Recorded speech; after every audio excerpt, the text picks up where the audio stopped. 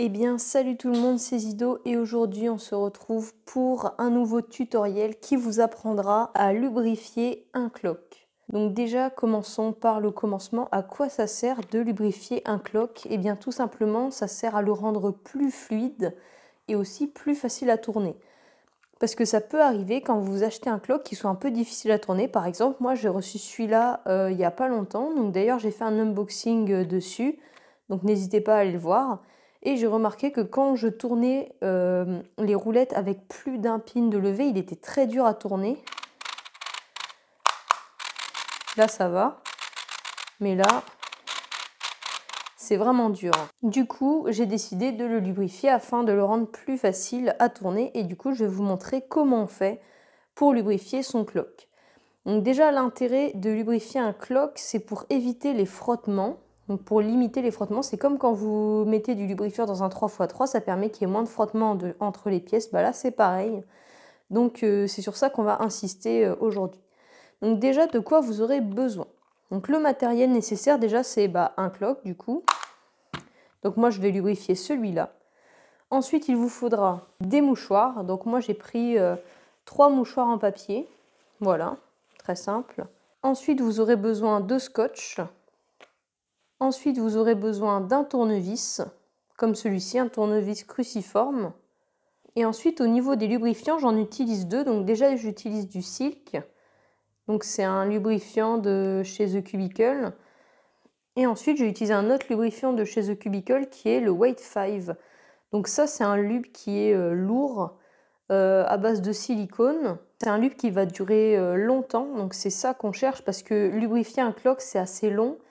C'est assez chiant aussi, du coup bon, autant mettre un lube qui va tenir longtemps et qu'on n'ait pas à le refaire toutes les 2 heures. Et ça, le Silk, c'est un lubrifiant un peu plus neutre, donc qui donne souvent un effet un peu doux, un peu beurre au cube. Donc c'est moins, enfin je pense que ça tient moins longtemps, mais le mélange entre les deux, moi je l'apprécie beaucoup. Donc pourquoi est-ce que j'utilise ces lubrifiants-là? Moi, c'est comme ça que je fais depuis que je lubrifie mes clocks. J'ai jamais changé et j'ai toujours été très satisfaite. Donc voilà, je vous montre avec ceux-là. Si vous voulez mettre autre chose dedans, vous faites comme vous voulez. Maintenant, voilà, moi, ça, c'est testé, approuvé. Le clock que j'utilise en compétition, je l'ai lubrifié comme ça. Donc au moins, on est sûr que ça marche. Ok, donc on va commencer tout de suite. La première étape est très simple.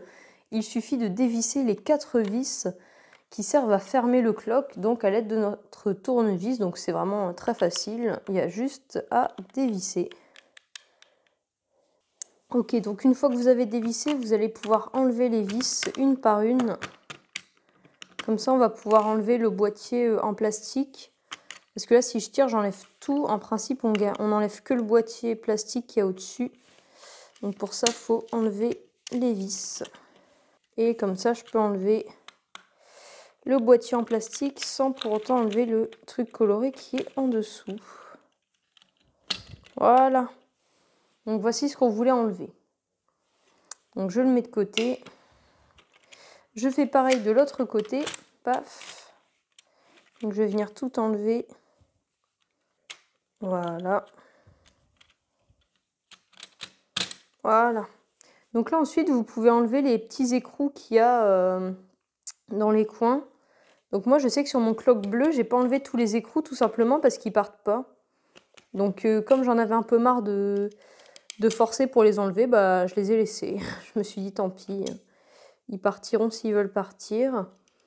Mais voilà, si vous pouvez les enlever, enlevez-les et gardez-les de côté, ça évitera qu'ils tombent un peu n'importe quand. Mais si vous n'arrivez pas à les enlever, genre là vous voyez ceux-là j'arrive pas à les enlever, je sais que ça sert à rien de forcer, tant pis, ils resteront là. Mon clock bleu, ils sont restés là. Voilà, donc je mets les 2 plaques en plastique de côté. Et là, on attaque le vif du sujet. Donc là, mon clock est séparé en 2. Donc ce que je vais faire, c'est que je vais tirer dessus. Donc vous allez sentir, c'est aimanté. Et là, je vais retourner cette partie. Donc vous devez obtenir ça. Bon, lui, normalement, il est de l'autre côté. Hop, voilà. Donc voilà l'intérieur d'un clock. Le problème, en fait, c'est qu'on va devoir lubrifier chacun des trous qu'il y a dans ce clock. Vous pouvez voir qu'il y en a 13 de chaque côté. Donc ça fait 26 anneaux à lubrifier, c'est pas hyper marrant, mais c'est hyper important pour que le clock tourne mieux. Donc là, ce qu'on va faire, c'est très important, il y a une différence entre les roulettes du milieu et les roulettes qui sont sur les côtés. Pourquoi? Parce qu'à l'intérieur, les aimants ne sont pas mis de la même façon. C'est-à-dire qu'ici, les aimants sont plus hauts dans leur trou, alors qu'ici, les aimants sont plus bas. Mais du coup, comme ça provoque une différence pendant qu'on tourne le clock, il faut absolument pas confondre. Et quand vous les mettez de côté, du coup, vous les laissez dans la même disposition pour être sûr de ne pas vous tromper. Voilà, donc on va commencer par ce côté-là, du coup. Donc, comment on fait pour lubrifier? On va venir mettre du lubrifiant à l'intérieur de chacun des trous. Et ensuite, on va venir frotter. Donc, par exemple, si je fais une roulette ici, je vais prendre ça et je vais venir frotter comme ça pour l'étaler. Ensuite, quand je vais passer aux trous qui sont ici, bah, c'est simple, je vais prendre un pin et je vais faire pareil. Je vais mettre mon lubrifiant et je vais faire ça pour l'étaler. Parce qu'en fait, quand tu lubrifies un 3x3, tu mets ton lubrifiant, tu tournes. Bah, là, en fait, c'est pareil, sauf qu'au lieu de tourner un côté, bah, tu tournes des roulettes. Voilà ce qu'on va faire. Et pour terminer, on mettra du lubrifiant sur la surface interne du clock. Donc c'est parti. Maintenant, bah, on passe à l'application. Donc je commence avec mon Weight 5. Donc ce qui va se passer, c'est que je vais venir déposer une petite goutte de lube sur chaque roue. Et ensuite, j'irai chercher ma petite pièce pour la mettre. Donc là, hop, je mets une goutte là. Ensuite, je mets une goutte là. Ensuite, je mets une goutte là. Voilà, je vais m'arrêter là. Je vais prendre une petite roue, peu importe laquelle. De toute façon, au bout d'un moment, elles en auront toutes dessus du lubrifiant. Je tourne pour que ça s'étale.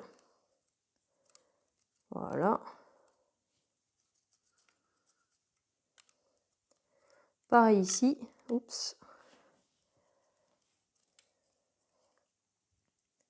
Et on continue. Donc la roue là, je vais la garder.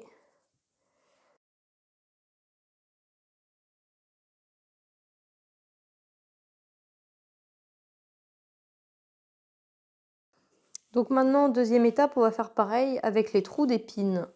Donc exactement de la même façon, je vais venir, oups, c'est pas là que je voulais mettre, déposer une goutte à l'intérieur. Hop, hop, et hop. En fait, c'est comme j'ai dit tout à l'heure, c'est partout là où ça frotte en fait. Là, je prends mon pin et hop, je viens étaler comme ça. Voilà. Voilà. Et voilà. Et maintenant, si vous avez compris le principe, bah, on va faire exactement pareil, mais avec le silk. Donc le silk, moi, il est un peu plus simple à appliquer, parce que c'est un petit embout tout fin comme ça. Donc là, par contre, je vais faire une petite différence, c'est que cette fois, je vais l'étaler avec la roulette concernée. Enfin, la roulette que je vais remettre à cet endroit-là, pour que toutes mes roulettes soient déjà pré-imprégnées de lube. Donc j'en mets vraiment pas beaucoup parce qu'en fait, vous allez voir que quand on va refermer notre clock, ça va ressortir. Donc ça, c'est assez embêtant. Et du coup, il faut faire assez attention. Donc là, je viens étaler là. Donc celui-là. Donc là, je vais faire avec la roue correspondante à chaque fois. Bon, je sais pas si c'est vraiment utile. De toute façon, ils auront tous du lube à la fin, mais je préfère. Enfin, en tout cas, moi, je fais comme ça.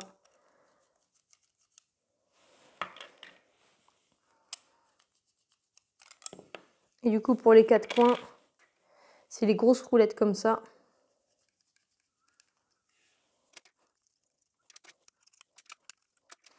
Et on va faire pareil, du coup, sur les trous du milieu, comme tout à l'heure, pour l'épine. Bon, l'épine, à la limite, c'est moins important. Donc moi, perso, je fais ça un peu plus vite fait. Pareil, je ne m'embête pas à le changer à chaque fois, pour le coup, parce que ça sert vraiment pas à grand-chose. Ok, donc première étape terminée. Maintenant, deuxième étape, on va lubrifier l'intérieur du coup du clock. Donc comment on fait? Je prends un mouchoir. Donc là, mon premier mouchoir me servait à récupérer le Weight 5 qui continue de couler. Deuxième mouchoir, en fait, je vais prendre un petit bout comme ça. Je vais mettre du lube au bout. Donc je vais commencer par le Weight 5 comme tout à l'heure. Hop, je mets du lube au bout, comme ça. Et je vais venir l'étaler partout, en fait. Donc hop, là, partout, partout, partout. Donc sur les petits ronds violets. D'abord, je fais bien entre, enfin sur la partie jaune là. Je fais bien partout, j'étale bien. Voilà, sur les aimants, moi j'en mets partout, hein. Si les aimants ils s'oxydent, tant pis. Et je vais faire pareil avec mon silk. Donc il y en a qui repassent un coup de mouchoir sec pour enlever le surplus.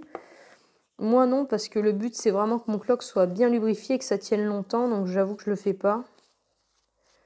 Hop. Et voilà, vous avez lubrifié le premier côté de votre cloque. Donc maintenant ce qu'on va faire, c'est que déjà on va commencer par remettre chaque petite roulette à sa place pour pas les perdre. Hop, celle du milieu. Pas la peine de les mettre à midi, ça c'est pas obligé. Donc maintenant je vais venir mettre les pins qui pour l'instant étaient restés sur l'autre côté de mon cloque. Donc hop, voilà. Je vais venir mettre les grosses roulettes, donc pareil, c'est juste pour pas les perdre. J'échange de côté en fait. Ensuite ça on le met de côté. Et j'attaque l'autre côté. Donc l'autre côté, je vais faire exactement la même chose. Donc c'est pour ça que je ne vais pas nécessairement vous le montrer parce que je vais faire vraiment exactement pareil. Donc on se retrouve quand j'ai lubrifié ce côté. A tout de suite. Ok, donc je viens de finir de faire ce côté-là. Donc je viens de finir avec mon mouchoir. Donc maintenant, là, on a lubrifié notre cloque. On a lubrifié tout ce qu'il y avait à lubrifier. Maintenant, on passe à la partie où on va le reconstruire. Donc déjà, je vais ramener l'autre côté. Je vais remettre mes petites roulettes. Donc pareil, hein, pas besoin de remettre à midi, c'est pas très important. Je vais venir aligner cette partie. Voilà, vous voyez, ça s'aimante tout seul. Et ensuite, en principe, tu appuies bien. Et ça doit se clipser. Ok, là c'est bon, j'ai tout clipsé. Maintenant, avant de le refermer, vous pouvez voir qu'il y a du lube qui ressort un peu partout. Ça, c'est très embêtant. Si on referme là-dessus, ça va faire un petit peu catastrophe. Donc c'est là qu'intervient mon prochain mouchoir.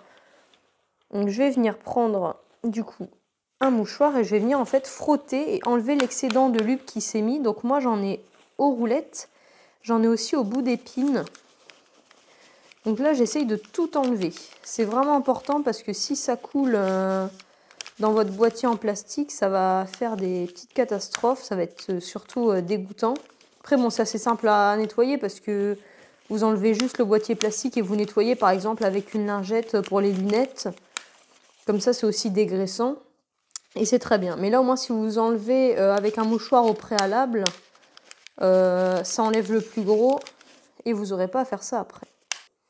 Donc ça c'est fait et maintenant du coup je vais remonter mon boîtier en plastique. Et je ne vais pas remettre les vis. Je vais vous expliquer pourquoi. Hop. Et voilà. Donc là, il y a encore mes boulons qui n'étaient pas partis ici. Mais ils resteront là, tant pis. Donc du coup, là, ce qui va se passer, c'est que je vais en fait mettre des morceaux de scotch sur les côtés plutôt que de revisser. Pourquoi? Parce qu'en fait, ça va permettre qu'il y ait encore moins de frottement. Donc c'est parti. Donc essayez de prendre quand même la bonne longueur, quitte à que ce soit trop court plutôt que trop long. Hop, faut pas que votre scotch il dépasse, c'est important, sinon ça va vous gêner lors de la résolution. Hop. Voilà. Mon dernier bout et j'aurai fini. Donc j'ai vraiment hâte de voir le résultat parce que j'étais vraiment déçue quand je l'ai ouvert. Ok, donc maintenant on va tout ranger et on va voir du coup ce que donne notre cloque tout fraîchement lubrifié.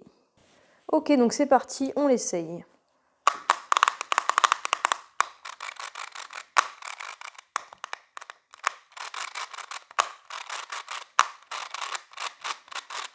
Donc déjà je le trouve moins dur à tourner évidemment et on sent vraiment qu'il est lubé. Donc il a un tout autre feeling. Après voilà, là vous l'avez lubrifié, vous allez le sentir au début. Maintenant vous inquiétez pas si au début il n'est pas exactement comme vous voudriez, il faut attendre. Donc une fois que vous aurez fait un certain nombre de résolutions avec, on va dire vous aurez fait peut-être 50 ou 100 résolutions, là il va s'être bien fait et à partir de là ça devrait aller beaucoup mieux. Voilà, donc j'espère que ce tuto vous aura plu et qu'il vous aura aidé à lubrifier votre cloque parce que c'est vraiment très particulier à faire. Donc là, vous avez ma façon de lubrifier un clock. Peut-être que d'autres personnes ont d'autres façons. Moi, le but, c'est de le rendre plus contrôlable et plus facile à tourner, qui me demande moins d'efforts. Donc voilà, n'hésitez pas à laisser un commentaire si jamais il y a une question. Si vous n'avez pas compris quelque chose, j'y répondrai, je réponds toujours aux commentaires. Et on se retrouve plus tard pour de prochaines vidéos. Allez, salut tout le monde!